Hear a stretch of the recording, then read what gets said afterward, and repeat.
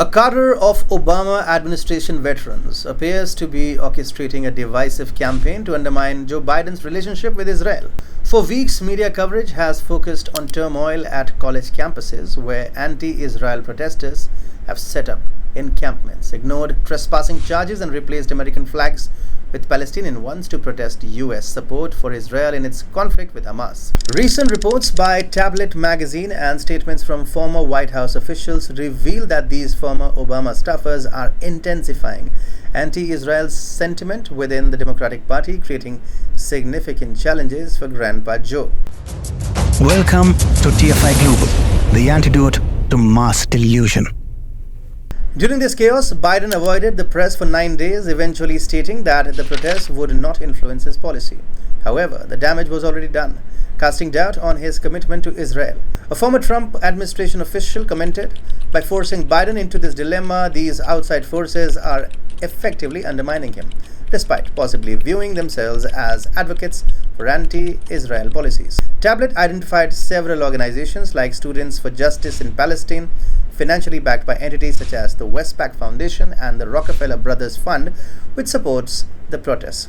The Westpac Foundation and Within Our Lifetime, an anti-Israel group, have received significant donations from the Tides Foundation, a major progressive dark money group. Tides is involved with groups like the Arab Resources and Organizing Center, AROC, which organized an illegal blockade of the port of Tacoma and an anti-Israel walkout of high school students in San Francisco. Former Obama administration officials are deeply involved in these organizations. Dylan Orr, a Tides board member, worked in the Department of Labor under Obama. Cheryl Alston, another board member, was appointed to the Federal Pension Benefit Guarantee Corporation by Obama. Suzanne Nozzell, former secretary of the Tides board, was Deputy Assistant Secretary of State under Obama.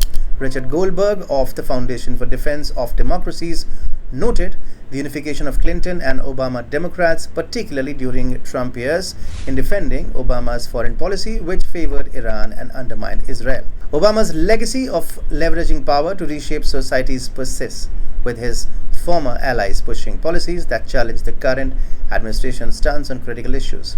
Tim Wang, a Tides board member, is a managing partner at Wesley Group, founded by Obama's former California co-chair Lori Chapman. Another Tides board member is president of Enterprise Community Partners, led by Obama's former HUD secretary. These connections underscore Tides' significant role in funding protests, reflecting Obama's continued influence within the Democratic Party. Following Hamas's October 7 terrorist attack on Israel, tensions between Obama and Biden regarding Middle East policy resurfaced. Obama's approach, characterized by attempts at detente with Iran, often clashed with Israeli Prime Minister Benjamin Netanyahu's stance.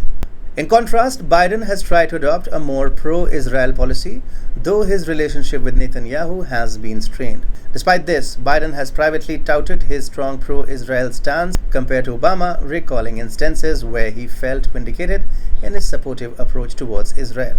Reports also indicate Obama breaking with Biden on Israel, with Obama-aligned figures actively working to reshape the Democratic Party's stance on Israel.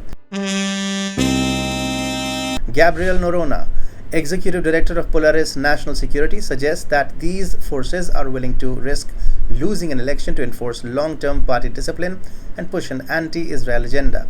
This strategy, supported by influential figures like George Soros, aims to fundamentally alter the party's future direction. As the conflict in Gaza escalates, prominent Obama staffers have become increasingly vocal, using social media to criticize Biden's pro-Israel policies.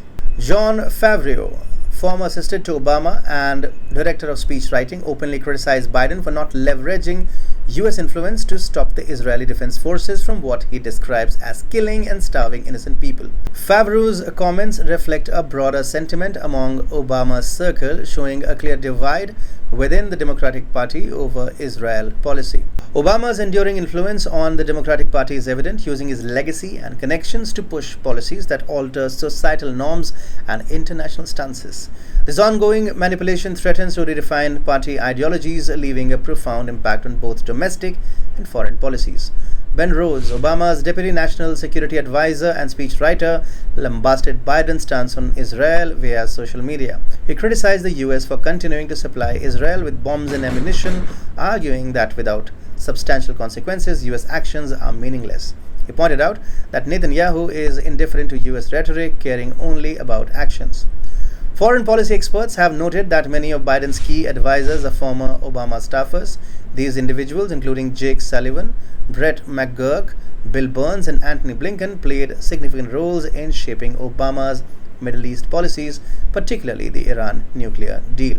Their influence suggests a continuation of Obama-era strategies under Biden. Despite the White House's assertion of an ironclad relationship with Israel, Biden has drawn a red line regarding the Israel-Hamas conflict. In a CNN interview, he stated that if Israel invades Rafah, where over 1 million Palestinians are sheltered, the US will withhold aid. This stance, coupled with delayed shipments to Israel, indicates the Obama faction's growing influence within the administration.